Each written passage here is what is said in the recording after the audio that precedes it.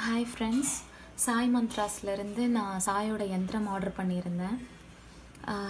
1 week முன்னாடி order பண்ணேன்.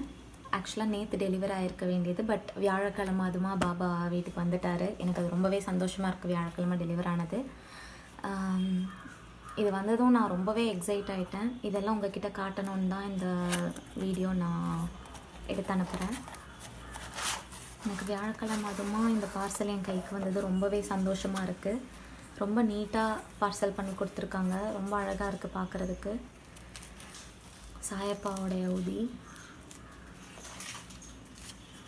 இது சாயப்பாவுடைய ஃபோட்டோ பதிஞ்ச யந்திரம்.